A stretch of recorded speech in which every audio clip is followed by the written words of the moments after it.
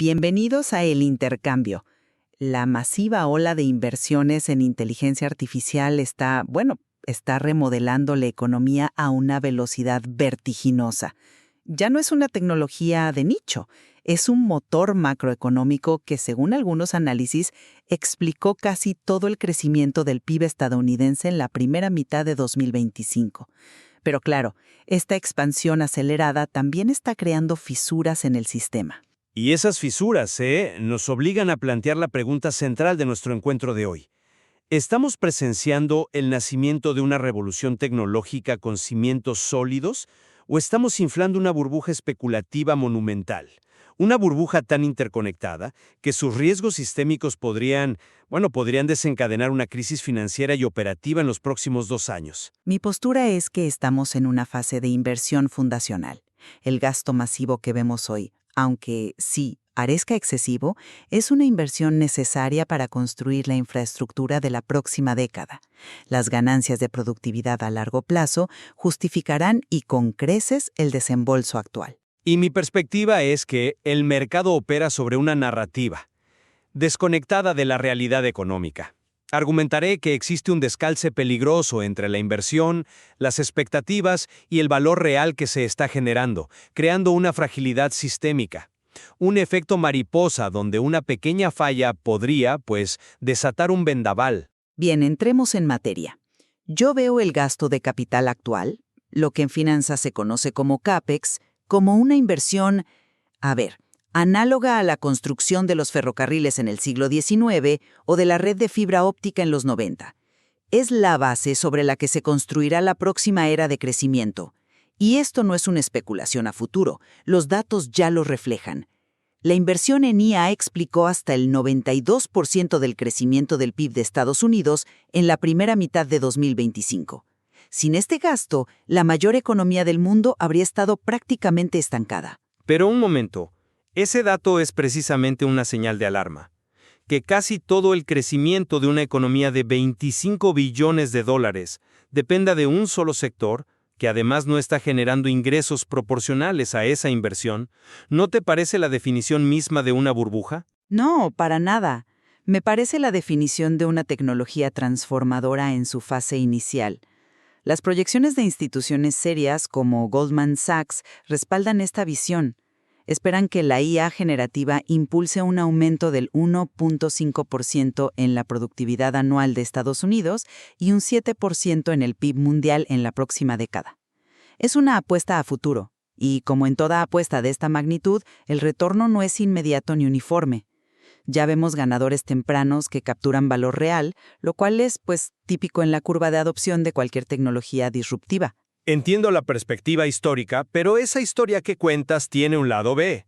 Yo veo un mercado sostenido por expectativas infladas y, sobre todo, por una montaña de deuda.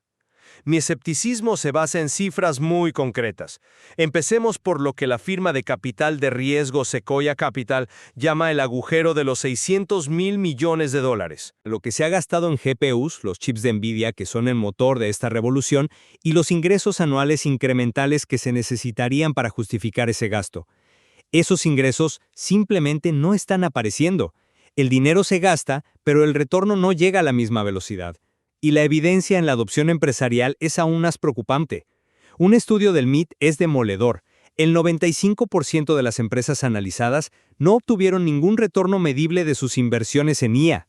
Un momento. Ese estudio se enfoca en la dificultad de medir el ROI, no necesariamente en su ausencia. Las ganancias de productividad son notoriamente difíciles de cuantificar en el corto plazo. Un empleado que usa una herramienta de IA para escribir correos más rápido no aparece inmediatamente en el balance de la empresa, pero el valor se está creando. ¿Pero es un valor que justifique esta escala de inversión? Ahí es donde entra la visión del economista Daron Acemoglu, también del MIT.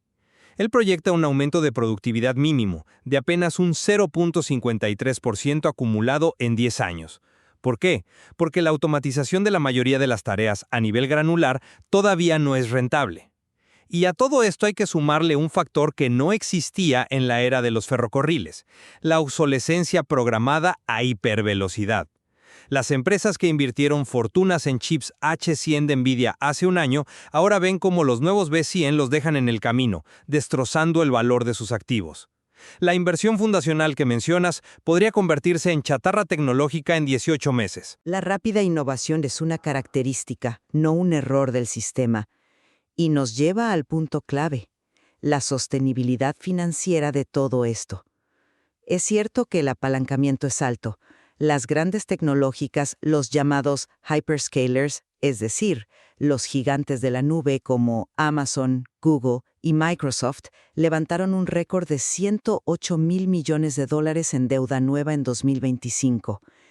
Pero esto no es un acto de desesperación. Ah, no. No lo es. No, es una herramienta estratégica. Estas compañías tienen flujos de caja operativos masivos que les permiten sostener este ciclo de inversión. Para emisores de tan alta calidad, la deuda sigue siendo una forma barata de asegurar el dominio del mercado para la próxima década. Están usando sus balances sólidos como un arma competitiva. Perdona, pero ese argumento no me convence en absoluto. Decir que tienen flujos de caja masivos oculta la otra mitad de la ecuación. Sus gastos también son masivos. El CAPEX, ese gasto en infraestructura, ya consume cerca del 94% de su flujo de caja libre. Eso significa que operan casi sin margen de error. Una pequeña desaceleración en sus negocios principales y todo el castillo de naipes se viene abajo. Sigue siendo un riesgo calculado y sobre todo concentrado en empresas que pueden manejarlo. Ahí es donde difiero fundamentalmente. El riesgo no está solo en los gigantes. El verdadero peligro, la mecha de la bomba, está en los nodos críticos y menos visibles del sistema, como los proveedores de nube especializados, los neoclouds. Hablemos de un caso que me parece alarmante: CoreWeave.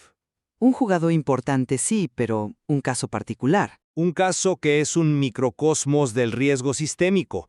CoreWeave ha acumulado una deuda de $14.6 mil millones. Su apalancamiento se estima en 9 veces. Su EBITDA, que es básicamente una medida de sus ganancias brutas, para que nos hagamos una idea, un nivel saludable en cualquier industria suele estar por debajo de 3 o 4. 9 es una locura.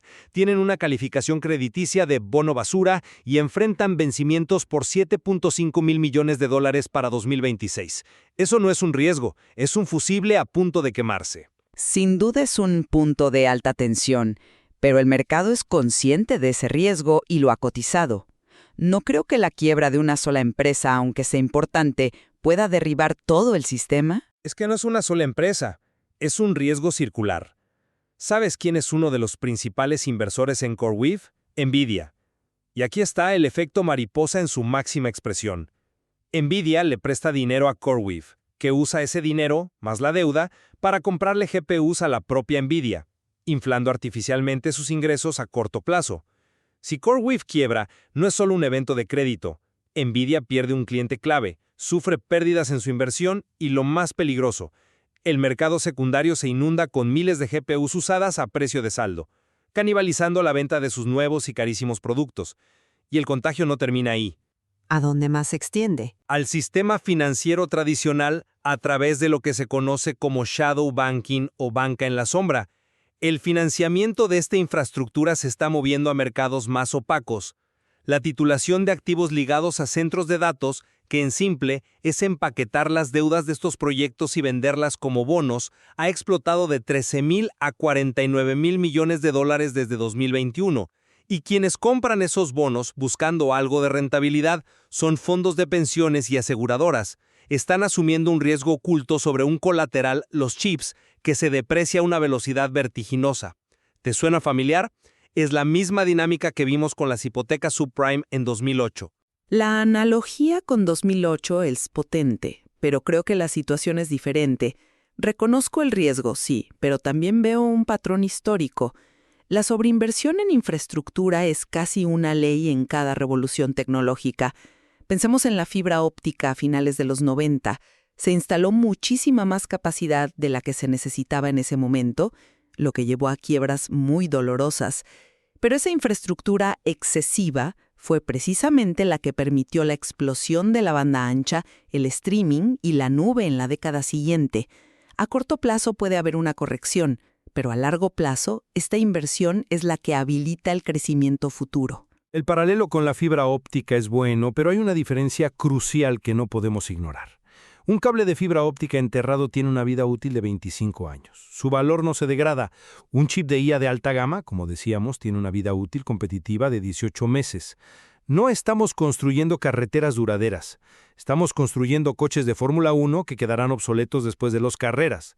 Y además, este ciclo de inversión actual choca con muros del mundo físico que no existían con esa intensidad en los 90. Muros muy concretos. Energía y agua.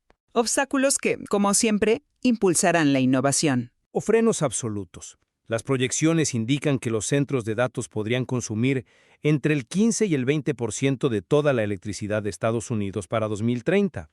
La red eléctrica en Virginia, en el llamado Data Center Alley, el corazón de Internet, ya está saturada. Las empresas eléctricas dicen que no pueden conectar nuevos centros de datos hasta 2026 como mínimo. Y la industria está respondiendo. La nueva serie de chips Blackwell de NVIDIA es mucho más eficiente energéticamente. Se están desarrollando nuevos métodos de enfriamiento líquido. La alta demanda de energía y recursos simplemente crea un caso de negocio para acelerar la transición a energías renovables y a soluciones de eficiencia, lo cual al final es un beneficio neto para la economía global. Pero no son solo problemas de ingeniería que se resuelven con un chip más eficiente. Se están convirtiendo en conflictos sociopolíticos y ambientales que pueden detener la expansión de forma abrupta. No tenemos que irnos muy lejos. Miremos a América Latina. En Querétaro, México, el principal hub de datos del país, están sufriendo la peor sequía en un siglo. Ya hay un conflicto social abierto por el uso de agua para enfriar nubes extranjeras, mientras las comunidades locales sufren cortes de suministro. Es un desafío de gestión de recursos, sin duda. Y es un desafío que ya tiene consecuencias legales. El caso de Chile es un precedente de alcance global. El segundo tribunal ambiental paralizó el proyecto de centro de datos de Google en Cerrillos, en Santiago, por su impacto hídrico. Esa sentencia marca, de facto, el fin de la era del agua barata para la industria tecnológica. Ya no pueden simplemente llegar e instalarse. Estos no son obstáculos, son frenos estructurales que el mercado no está valorando correctamente. Al contrario, creo que el caso de Google en Chile es un ejemplo perfecto de la adaptabilidad del mercado. La empresa no abandonó el proyecto, lo rediseñó por completo para usar enfriamiento por aire en lugar de agua.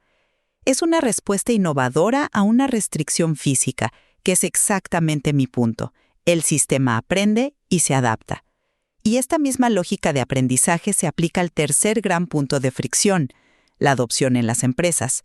La narrativa de proyectos fallidos que mencionas es, en mi opinión, una visión muy parcial de lo que es una curva de aprendizaje normal y necesaria.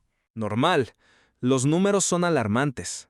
La consultora Gartner proyecta que el 30% de los proyectos de IA generativa serán abandonados antes de completarse. La tasa general de fracaso de iniciativas de IA en las empresas ya saltó al 42%. Esto no es una curva de aprendizaje, es una sangría de capital. Estamos viendo un fenómeno masivo de lo que se llama shelfware. ¿Explica ese concepto? Shelfware es software que se queda en la estantería. Empresas que compran miles de licencias de productos como Microsoft Copilot, presionadas por no quedarse atrás, a un ritmo mucho mayor del que pueden implementarlas productivamente. Los empleados no saben usarlo, no se integra con sus flujos de trabajo y al final no genera valor. Mi predicción es que veremos una ola masiva de cancelaciones de contratos en 2025 y 2026 cuando lleguen las renovaciones, y los directores financieros exijan ver un retorno de inversión claro que no existirá. Eso provocará una corrección violentísima en las valoraciones del sector de software como servicio. Aunque sea de forma incipiente, estudios de la Reserva Federal de St. Louis ya estiman aumentos de productividad reales del 1 al 1.1% atribuibles directamente a la IA. En estudios de campo, los trabajadores reportan ahorros de tiempo de hasta el 5% de sus horas semanales. El valor se está construyendo. El problema no es la tecnología, es la fricción organizacional. Cambiar la forma en que una empresa de 50,000 personas trabaja, pues, lleva tiempo. Las empresas que logran rediseñar sus procesos son las que capturan el valor. Esta fase de experimentación y fracaso es absolutamente necesaria para alcanzar la madurez. El problema es que el mercado ha valorado a estas empresas como si no hubiera fricción. como si la adopción fuera perfecta, inmediata y universal. La realidad es que el 99% de las startups de IA, que son simples wrappers, es decir, empresas que solo envuelven un modelo ya existente como GPT-4 con una interfaz bonita pero sin aportar tecnología propia, van a desaparecer para 2026. El capital de riesgo ya se está dando cuenta y está cerrando el grifo. La purga de estas empresas ya ha comenzado. No es una curva de aprendizaje suave, es el preámbulo de una extinción masiva. Para sintetizar mi posición, reitero que estamos en una fase de inversión turbulenta pero necesaria para una tecnología que, sin duda, redefinirá la productividad global. Los riesgos de apalancamiento, los cuellos de botella físicos y los fracasos en la adopción son reales, pero son las dolencias de crecimiento de todo ciclo de innovación disruptiva.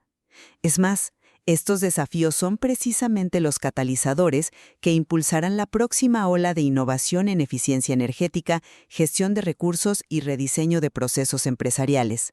A largo plazo, la promesa de la IA se mantiene intacta. Y yo concluyo que el mercado de la IA, en su estado actual, presenta una fragilidad estructural extrema. La combinación de un descalce financiero de $600 mil millones, un apalancamiento peligroso de hasta 9 veces las ganancias en nodos críticos del sistema, límites físicos que ya no son teóricos sino reales, y una adopción empresarial mucho más lenta y fallida de lo que la narrativa admite, configuran un escenario donde un efecto mariposa es altamente probable. Un shock menor, la quiebra de un neocloud, una crisis energética regional, una ola de no renovación de licencias de software, podría desencadenar una reacción en cadena y una corrección financiera muy violenta en los próximos 12 a 36 meses. En lo que sí coincidimos es que los próximos 24 meses serán el momento de la verdad. La gran incógnita que lo define todo es si la demanda real y los ingresos generados por la IA lograrán escalar a tiempo para sostener el monumental gasto de capital y el apalancamiento que se asumió. Exactamente. La respuesta a esa pregunta determinará si el vuelo de la mariposa de la IA nos lleva a una nueva era de prosperidad o si, por el contrario, desata un vendaval en la economía global. Analizar estos factores de riesgo de manera crítica, más allá del entusiasmo, es la tarea fundamental que queda para quien nos escucha.